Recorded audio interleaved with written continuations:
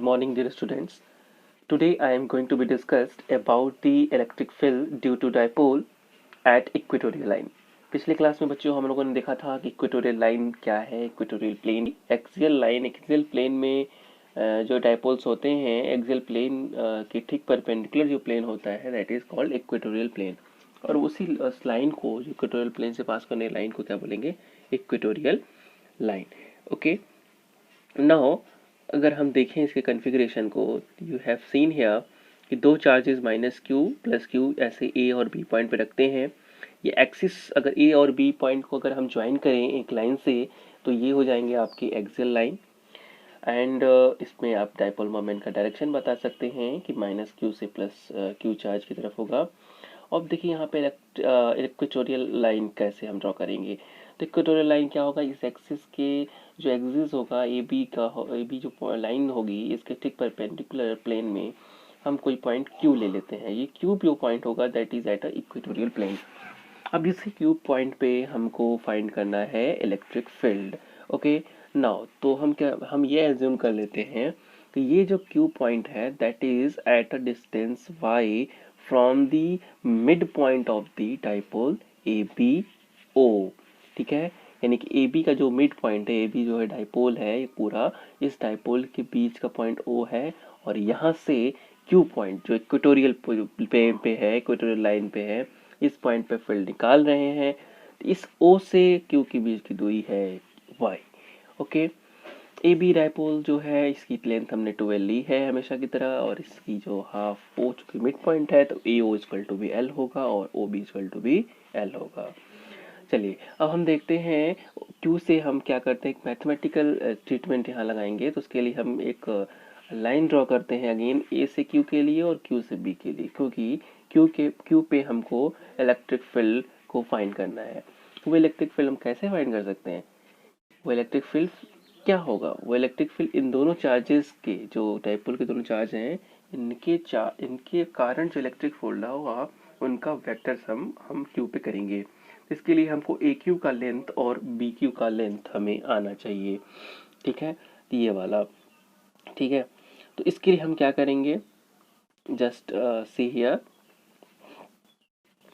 देखिए ए जो है ए पे ए के कारण, ए पे कौन सा चार्ज है, माइनस क्यू चार्ज के कारण क्यू पॉइंट पर जो इलेक्ट्रिक फील्ड का डायरेक्शन होगा वो किधर होगा, यस, टुवार्ड्स दी माइनस क्यू चार्ज, है ना. हमने बताया था कि electric field lines minus charge के लिए टुवार्ड्स होती हैं और प्लस के लिए अवे होती हैं. ठीक है, तो अब देखिए यहाँ पे मैंने इलेक्ट्रिक फील्ड कर दिया, प्लस के लिए अवे हो गया, ई और ए बी इंडिकेट हो गए. Resultant electric field at density at the point Q. अब क्यू पे जो इलेक्ट्रिक फील्ड यहाँ पे हम फाइंड करेंगे that is the vector sum of these two electric fields और due to minus q charge and plus q charge.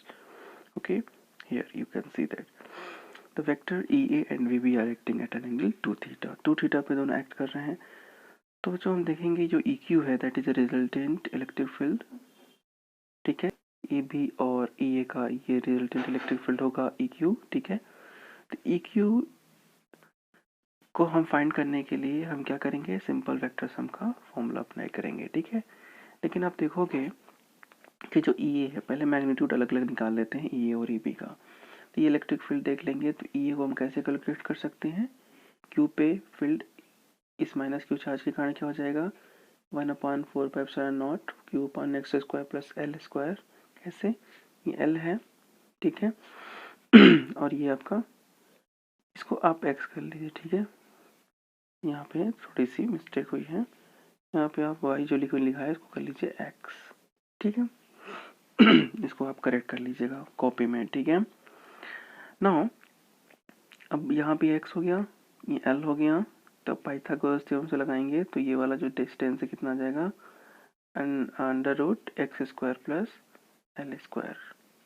Okay, और जब इसका स्क्वायर होगा नीचे तो ये अंडर रूट आपका हट जाएगा, तो यहाँ पे अंडर रूट आपका नहीं दिख रहा है. ठीक है ना, यहाँ पे अंडर रूट नहीं है ना, क्यों नहीं है, क्योंकि इसका स्क्वायर करते हैं ना r², तो इसका स्क्वायर r क्या है, √x² प्लस L². इसका स्क्वायर करेंगे तो अंडर रूट आपका रिमूव हो जाएगा. ठीक है, इसी तरह आप बी का भी निकाल लेंगे, सेम वही है, इक्विलेटरल ट्रायंगल बन रहा है. नाउ अब हम देखते हैं इसका सम।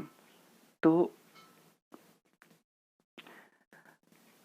अब यहाँ पे देखेंगे अगर कंपोनेंट निकालें हम, अगर हम EB का कंपोनेंट लें EQ के लॉन्ग और इसके परपेंडिकुलर डायरेक्शन में यहाँ पे, तो देखेंगे कि EB का एक कंपोनेंट पैरेलल कंपोनेंट EQ के लॉन्ग क्या होगा, EB cos थीटा, और EB का एक component perpendicular EB sin theta, है ना। कंपोनेंट ड्रॉ करने जानते हैं हम लोग। इसी तरह E का लेंगे, EA का लेंगे, तो वो भी इस तरह से परपेंडिकुलर कंपोनेंट नीचे की तरफ हो जाएगा और आपका हॉरिजॉन्टल कंपोनेंट अगेन EQ की तरफ हो जाएगा। यानी कि EA cos थीटा और EB cos थीटा दोनों सेम डायरेक्शंस में होंगे, है ना। ठीक है, क्योंकि एंगल जहाँ से मेट करते हैं उधर ही हॉरिजॉन्टल कंपोनेंट। ठीक है, और ये आप देखेंगे EB sin थीटा ऊपर और EA sin थीटा नीचे।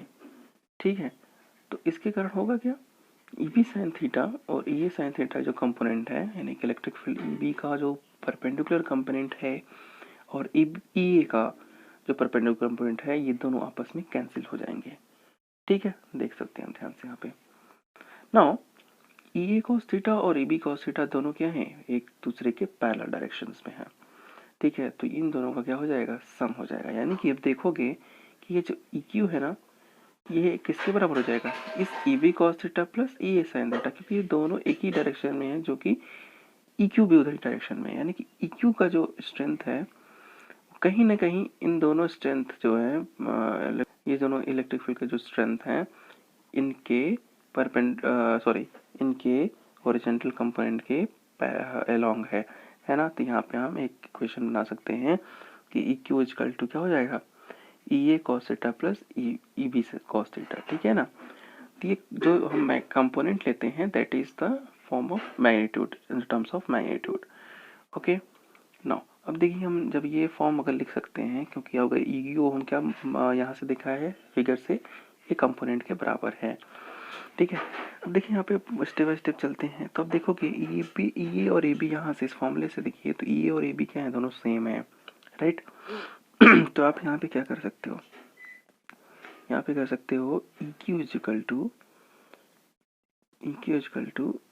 2E, कोई भी एक कर लीजिए, EA cos थीटा, है ना, क्योंकि EA इक्वल टू EB है।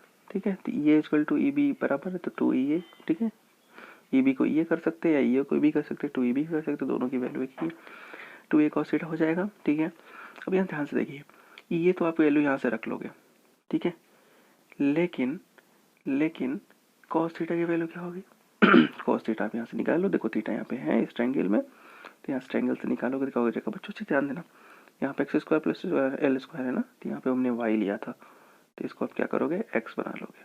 ध्यान से आगे बोल रहा हूँ, cos थीटा आप निकाल लो यहाँ से ट्रायंगल से, क्या होता है cos थीटा, क्या होता है, yes, base upon hypotenuse. Very good, तो बेस क्या है आपका, इस थीटा के लिए कोई भी एक ट्रायंगल ले लीजिए, तो यहाँ पे आप देखो ये बेस है दैट इज एल, और हाइपोटेनस क्या है, ये under root x square plus L square. ठीक है, तो cos थीटा क्या हो जाएगा, this one is L upon under root x square plus L square. Get it. ठीक है, और ये आप जानते हो ये है, तो देखो हम अभी पुट कर रहे हैं, और देखो यहाँ पे ई की वैल्यू यहाँ पुट किया, ठीक है, और यहाँ पे हमने cos थीटा की वैल्यू पुट किया। ठीक, उसके बाद आपका EQ का एक्सप्रेशंस ये आ जाएगा ना। देखो यहाँ पे Q इंटू 12 हमेशा कहते हैं ये डाइपोल का इक्वेशन है, डाइपोल मोमेंट का एक्सप्रेशन है, तो यहाँ पे डाइपोल मोमेंट हम P के बराबर लिख देंगे। ठीक है, और ये देखो नीचे बेस सेम है, एक्सपोनेंट्स इसका 1/2 है, एक का एक्सपोनेंट 1 है, तो 1 + 1/2 देख लीजिए वंस अगेन, यहाँ पे एक्सपोनेंट्स एक का 1 है और एक का 1/2 है, तो 1 + 1/2 इनका एक्सपोनेंट जुड़ जाएगा, तो आ जाएगा 3/2 यहाँ पे। ठीक है, P upon x square plus L square की पावर 3/2 हो जाएगा एक्सप्रेशन। ठीक है, बात समझिए आप, तो एक्सप्रेशन आपका आ जाएगा इक्वेटोरियल लाइन के कारण इलेक्ट्रिक फील्ड जो है नेट। लेकिन आप यहाँ पे हमको एक कंडीशन अप्लाई करनी होगी, उसको आप ध्यान से देखेंगे, वो कंडीशन है क्या, जस्ट सी हियर, वो कंडीशन है दिस वन, अच्छा, एक चीज़ और यहाँ पे आपको मैं बता दूँ कि ये जो डायरेक्शन होगा EQ का, आप देख सकते हैं इस फिल्म में, देखिए EQ का डायरेक्शन किधर है, इस side, that means left word, और डाइपोल मोमेंट किधर था, राइट वर्ड, यानी कि प्लस एक्स एक्सिस की तरफ। प्लस एक्सिस की तरफ मतलब आई कैप, और माइनस एक्स एक्सिस की तरफ मतलब माइनस आई कैप। तो इसलिए इसका जो डायरेक्शन होगा, इलेक्ट्रिक फील्ड का, नेट इलेक्ट्रिक फील्ड का at point Q due to this dipole इस माइनस एक्स एक्सिस तरफ, इसलिए उसका जो आपका डायरेक्शन हो जाएगा, जो यूनिट वेक्टर होगा, माइनस आई कैप लेंगे। ध्यान रखिएगा बच्चों, ठीक है। नाउ अब इसमें कंडीशन अप्लाई करते हैं। वो कंडीशन क्या आप समझ गए होंगे, L is less than x, Y को एक्स लेके चलना है, ठीक है, क्योंकि हम यहाँ पे एक्स पुट कर रहे हैं। तो x, L is less than x हो गया, मतलब एक्स को हम एल को हम नेगलेक्ट कर सकते हैं, तो एल को नेगलेक्ट करेंगे, एल हटा दीजिए यहाँ से, तो आप देखोगे एक्स स्क्वायर की पावर आ जाएगा 3/2, 2 से 2 कैंसिल, एक्स क्यूब, यानी कि देखिए आप यहाँ पे, that's one, yes, E Q equal to P upon x Q, ठीक है। वाई क्यू को अब क्या करोगे, यहाँ पे एक्स बना लोगे, एक्स क्यू, तो ई क्यू किसके बराबर हो जाएगा, P upon 4πε0 x cube, okay, ठीक है। अब देखो यहाँ पे एक्स क्यू हो गया, ठीक है। अब यहाँ पे देखोगे कि ये इक्वेटोरियल लाइन के लिए, इक्वेटोरियल प्लेन पे कोई भी पॉइंट लेते हैं तो वहाँ पे इलेक्ट्रिक फील्ड का डायरेक्शन और इलेक्ट्रिक फील्ड का स्ट्रेंथ क्या आता है। इलेक्ट्रिक फील्ड का स्ट्रेंथ क्या आएगा, E Q equal to P upon 4πε0 x cube. X क्या है, x is the distance from the dipole at point Q where we have to be find electric field E, ठीक है। अब ध्यान समझिए कि एक्सियल पोजीशन पे था, एक्सियल पोजीशन पे कोई पॉइंट ले रहे थे यहाँ यहाँ यहाँ, तो वो 2 times of P upon 4πε0 distance यानी एक्स क्यू आ रहा था, ठीक है। यानी दिस डिस्टेंस पे है डाइपोल के मिड पॉइंट से, मिड पॉइंट से लेना होता है डाइपोल। एक्सियल पे भी हमने मिड पॉइंट से एक्स लिया था, ठीक है, इस पॉइंट पे फाइंड करना था, और इसमें भी हम एक्स मिड पॉइंट से ही लेंगे, ठीक है। तो एक चीज ध्यान समझिएगा, जो इक्वेटोरियल लाइन पे जो इलेक्ट्रिक फील्ड होता है, ठीक है, एक्स रखिएगा ध्यान से, इक्वेटोरियल लाइन पे जो ई होता है, ठीक है ना, ये आप देख रहे हो कि just it is half of the E of axial, क्योंकि एक्सियल में 2 टाइम्स ऑफ पी था, यहाँ पे 1 टाइम्स ऑफ पी, यानी कि उसका हाफ हो गया। तो एक्सियल पोजीशन पे जो इलेक्ट्रिक फील्ड होता है वो हम कह सकते हैं कि 2 टाइम्स होता है इक्वेटोरियल लाइन के पोजीशन के इलेक्ट्रिक फील्ड, ठीक है ना। यानी कि इक्वेटोरियल लाइन पे जो इलेक्ट्रिक फील्ड होगा वो हाफ होगा एक्सियल पे, अगर हम इलेक्ट्रिक फील्ड निकालें तो उसकी, ठीक है। और डायरेक्शन जो होगा, direction of electric field intensity at a point equatorial line to dipole is parallel and opposite, हमेशा अपोजिट होता है डायरेक्शन ऑफ डाइपोल मोमेंट के, ठीक है। तो यहाँ पे मैंने वो कंडीशन लिख दिया है, ईपी मतलब ईपी और EQ, P that means axial position और EQ मतलब इक्वेटोरियल पोजीशन। तो एक्सियल पोजीशन पे जो इलेक्ट्रिक फील्ड होता है वो 2 टाइम्स होता है इक्वेटोरियल पोजीशन के, ठीक है। अभी तो आइए बच्चों, अब देखते हैं torque on an electric dipole in a uniform electric field. Uniform electric field में टॉर्क को आइए पढ़ते हैं। देखिए बच्चों,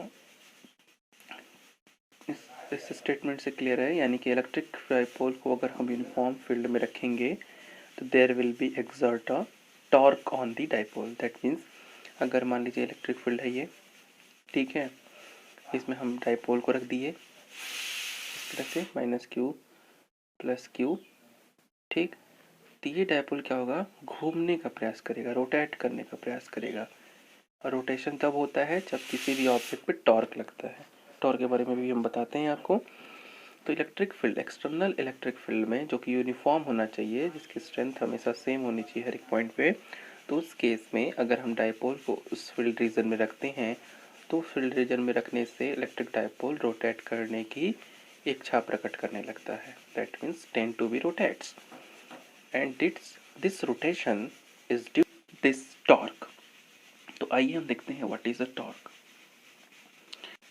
suppose there will be 2 charges I have taken for the electric for the electric dipole and also हमेशा की तरह उनके बीच का डिस्टेंस 2l। सपोज कि हमने इसको थीटा एंगल पे लिया है हॉरिजॉन्टल से, तो इस डाइपोल को अगर हम थीटा एंगल पे लेते हैं हॉरिजॉन्टल से, तो आप देख अगेन डाइपोल मूवमेंट का डायरेक्शन -q से +q की तरफ। मैंने लगा दिया इलेक्ट्रिक फील्ड E राइटवर्ड, जिससे -q वाले चार्ज पे देखोगे फोर्स आपका इलेक्ट्रिक फील्ड के अपोजिट, और प्लस वाले चार्ज पे इलेक्ट्रिक फील्ड के अलॉन्ग। हम जानते थे इलेक्ट्रिक फील्ड लाइंस के अलॉन्ग होता है पॉजिटिव चार्ज पे फोर्स का डायरेक्शन, है ना। कूलम्ब्स लॉ डिस्कस करते वक्त, इलेक्ट्रिक फील्ड लाइन डिस्कस करते वक्त मैंने आप लोगों को ये इन्फॉर्म किया था। ओके अब देखिए टॉर्क बच्चों, टॉर्क कैसे डेवलप होगा। यही जो फोर्स है ना, टॉर्क का मतलब होता है, टॉर्क कब डेवलप होता है, जब two equal and opposite forces are act on any body. जब किसी बॉडी पे, मान लीजिए कोई लीनियर बॉडी है, इस पे अगर हम, वैसे मान लीजिए लीनियर बॉडी है, इस पे अगर हम equal and opposite force, equal and opposite का मतलब हुआ इक्वल इन मैग्नीट्यूड, ठीक है, और opposite in the sense of direction, यानी दो इक्वल मैग्नीट्यूड के फोर्स अपोजिट डायरेक्शन में किसी एक्ट करें, तो वो बॉडी, वो लीनियर बॉडी क्या करती है, टेंड्स टू बी रोटेट, ठीक है। कहाँ से, एक पॉइंट के अलॉन्ग, वो पॉइंट कहलाता है axis of rotation, point of rotation, ठीक है। तो जब दो इक्वल फोर्स अपोजिट डायरेक्शन के नेचर के हों, वो किसी बॉडी पे एक्ट करें, तो उसके कारण उस बॉडी पर एक रोटेशनल मोशन क्रिएट होता है, और इस फोर्स को, ये जो फोर्स है ना, अब ये फोर्स को हम टॉर्क के नेचर से कैलकुलेट करते हैं, टॉर्क के नेचर से इसको समझते हैं, ठीक है। तो ये फोर्स क्या होगा, this is responsible to create a torque. अब वो टॉर्क क्या होता क्या है, that is represented by tau force into force से परपेंडिकुलर डिस्टेंस, ये परपेंडिकुलर डिस्टेंस, ठीक है। कैसे, ये फोर्स और इसका मान लीजिए इसके अबाउट घूम रहा है, इस पॉइंट के अबाउट, यहाँ पे, यहाँ से एक्सिस ड्रॉ कर लीजिए, फील्ड के लॉन्ग आएगा, इनके बीच जो यहाँ पे डायरेक्शन आ रहा है ना, सॉरी यहाँ पे जो डिस्टेंस आ रहा है ना, that distance is perpendicular distance. इसी डिस्टेंस को इस फोर्स के साथ मल्टीप्लाई करेंगे तो we will get the torque, ठीक है। तो इस फोर्स के साथ ये वाला डिस्टेंस ले लिया, इस वाले फोर्स के साथ नीचे से डिस्टेंस ले लेंगे, ये वाला, ठीक है। यानी कि कहने का सेंस ये है कि आप देखोगे टॉर्क जो होगा, यहाँ पे देखिए that torque electric force into distance, कौन सा डिस्टेंस, परपेंडिकुलर डिस्टेंस, याद रखना है। और ये हो जाएगा टॉर्क के tau equal to force into, देखिए फोर्स का मैग्नीट्यूड दोनों में सेम है, ठीक है, लेकिन जो डिस्टेंस है वो हम कैसे कैलकुलेट कर रहे हैं, देखिए एक के लिए डिस्टेंस अगर देखेंगे यहाँ पे तो आएगा L sin थीटा, आप निकाल सकते हो, थीटा ये है, देखो यहाँ पे मैं बता देता हूँ आपको। मान लीजिए एक के लिए निकालेगा, ये QE फोर्स है, ठीक है, और यहाँ से ये जो है, ये परपेंडिकुलर डिस्टेंस हो गया, और ये अगेन थीटा हो गया, और ये आपका है L, तो ये इसके सामने वाला कंपोनेंट क्या हो गया, L sin थीटा, ठीक है।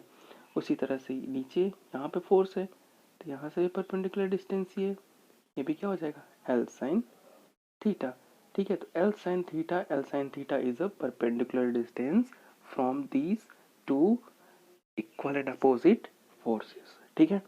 तो दो फोर्सेस हैं, तो 2 टाइम्स ऑफ हो जाएगा, देखिए फोर्स का मैग्नीट्यूड सेम है, तो 2 टाइम्स ऑफ ये दोनों का डिस्टेंस, यानी कि 2L sin थीटा। बात समझ गए होंगे, होप सो दैट, ठीक है। और भैया बाकी पॉइंट्स आप नोट कर लीजिएगा। नाउ आप जब इसको करोगे तो यहाँ पे देख सकते हो tau equal to QE 2L sin theta, तो यहाँ से आप Q इंटू 2L अगर एक साथ रखो, Q इंटू 2L, तो क्या हो जाएगा, yes, P dipole moment, E आपका अलग, और साइन थीटा दैट इज ऐसे, यानी कि टाउ इक्वल टू क्या हो जाएगा, PE sin theta. P sin theta में P भी वेक्टर क्वांटिटी है, E भी वेक्टर क्वांटिटी है, तो हम टाउ भी वेक्टर क्वांटिटी होगा, और उसको हम रिप्रेजेंट कर सकते हैं P क्रॉस E से, क्रॉस प्रोडक्ट जिस तरह से हम लोगों ने पढ़ा था।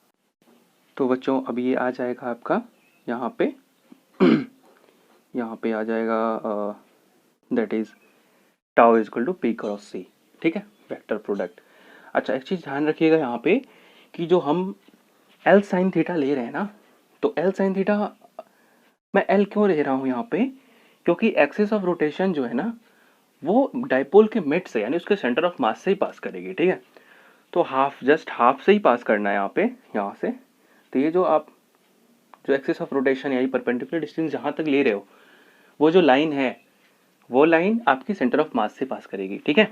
ओके, तो डायरेक्शन जो होगा टॉर्क का ये परपेंडिकुलर होता है प्लेन के, जिस प्लेन में है, जैसे यहाँ पे इस प्लेन में ऐसे रख दिया तो उसके परपेंडिकुलर मेरे स्क्रीन की तरफ आपके बोर्ड के ऊपर परपेंडिकुलर साइड में इस टॉर्क का डायरेक्शन होगा, ठीक है ना। क्योंकि पी और ई जिस प्लेन में होते हैं, पी आप देख रहे हो कि डाइपोल में माइनस चार्ज से प्लस चार्ज की तरफ है ना, और इलेक्ट्रिक फील्ड उसी प्लेन में आपका राइट वर्ड है।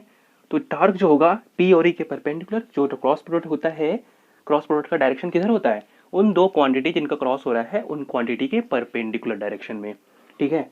तो वो डायरेक्शन कैसे आ रहा है, एग्जैक्टली प्लेन के परपेंडिकुलर होगा। जो आप सामने सरफेस स्क्रीन देख रहे हो उसके ठीक आपकी तरफ जो डायरेक्शन होगा, एरो बनेगा, that is the direction of the torque. Okay, that is clear now. अब देखिए इसमें कुछ कंडीशंस हम उसको डिस्कस कर लेते हैं। देखिए ई और पी आप देख रहे हो यहाँ पे कि जो पी है डाइपोल है वो थीटा एंगल बना रहा है, और थीटा एंगल बनाते हुए मैंने यूनिफॉर्म फील्ड में रखा है, ठीक है। ये हमने एज्यूम कर रखा था शुरू में, ठीक है, ये ध्यान रखना है। जब अब देखिए पी और ई के बीच के थीटा पे क्या डिपेंडेंसी होती है, ठीक है, वो देखनी है। यानी कि थीटा पी और ई के बीच में क्या हो कि हमारा टॉर्क मैक्सिमम और मिनिमम हो, ये देखेंगे हम लोग यहाँ पे, ठीक है ना। तो उस थीटा को डिस्कस करते हैं, राइट। तो अब देखिए यहाँ पे मैंने एक डायग्राम केवल डायपोल मोमेंट और इलेक्ट्रिक फील्ड का निकाल के बना लिया है, ठीक है। टॉर्क का डायरेक्शन डॉट डॉट ये परपेंडिकुलर है, नीचे की तरफ नहीं है, ये जस्ट सरफेस के आपके परपेंडिकुलर है, ठीक है ना। अगर देखिए थीटा इक्वल टू 0, इसी को पुट करिए यहाँ पे इस वाले फॉर्मूले में, ठीक है। यहाँ पे जो मैंने निकाला है ना ये वाला फॉर्मूला, तो यहाँ पे थीटा इक्वल टू 0 डिग्री करेंगे तो क्या होगा, साइन 0 0, यस, टॉर्क आपका 0 हो जाएगा। यानी कि पी और ई यानी कि डाइपोल मोमेंट अगर इलेक्ट्रिक फील्ड के अलोंग होता है, डाइपोल मोमेंट का डायरेक्शन इलेक्ट्रिक फील्ड के डायरेक्शन के अलोंग होता है, तो नेट टॉर्क जो होगा वो 0 होगा। यानी कि उस केस में डाइपोल आपका रोटेट नहीं करेगा, कोई इस पर टॉर्क नहीं लगेगा, कोई इस पर वो परपेंडिकुलर फोर्स का कंपोनेंट नहीं आएगा, राइट। उसके बाद सेकंड जो केस है उसको देख लीजिए।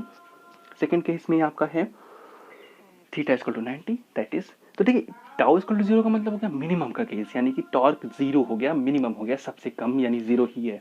और टॉर्क मैक्सिमम का केस जब आएगा जब थीटा आप मैक्सिमम 90 डिग्री करोगे, 90 डिग्री फिर बढ़ाओगे तो फिर मिनिमम होता चला जाएगा टॉर्क। तो टॉर्क 0 होता है मिनिमम में, सबसे ज़्यादा क्या हो सकता है, 0 हो सकता है, सबसे कम में सबसे 0 हो सकता है, और सबसे ज़्यादा में क्या हो सकता है, 90 डिग्री पे tau equal to P into E हो सकता है, ठीक है। पी ई यहाँ पे मैग्नीट्यूड है, ठीक है।